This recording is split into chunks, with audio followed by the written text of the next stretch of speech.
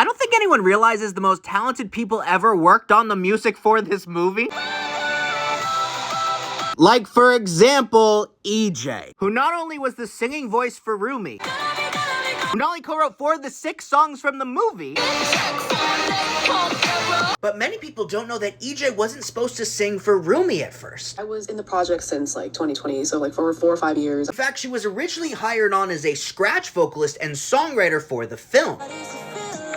But she did such an incredible job that the directors made a choice that would change everything for her. You know, the directors were so kind enough to like ask me to sing. You know, I think they got used to my voice because I sang literally all the demos, including the boy band song. But why am I telling you this? Because even though EJ's dream was to always be a singer, I was a K-pop trainee since I was 11. and even though she trained from sunup to sundown for years to debut, We go through really rigorous training. she sadly got dropped by her own label before she ever got the chance to. I got dropped. I was incredibly depressed. But EJ was mostly sad that she let down her 11-year-old self who had this dream. I was incredibly devastated. I felt like I let down 11-year-old me because I worked really, really hard. But instead of giving up, EJ taught herself how to produce music. I taught myself how to like produce on Ableton every single day, including weekends. And that's when she got the attention of Andrew Choi, who you may also know as the singing voice of Jinu from the movie.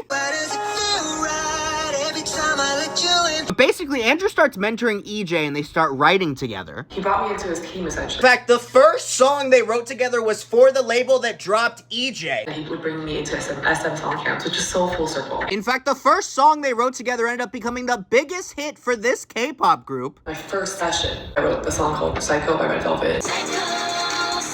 That song blew up in Korea. And then she started writing hit after hit for all the different K-pop groups. Kind of like kept writing ever since and, you know, taught myself how to vocal produce. And because EJ taught herself how to produce music, record herself, mix herself, write songs, I teach myself how to record myself and mix myself. she literally got the job that changed her life. That's around the time I got on the project with K-pop The Elementary. And even though no one expected this movie or the music to be successful, You expected? Like, nope. No one expected anything. and even though EJ thought she had given up on the biggest dream of her entire life, I worked really hard as a kid. The biggest part that I was sad about was not just being dropped. It was because I let her down and she worked so hard. EJ not only proved it's never too late to go for your dream, You got platinum, guys.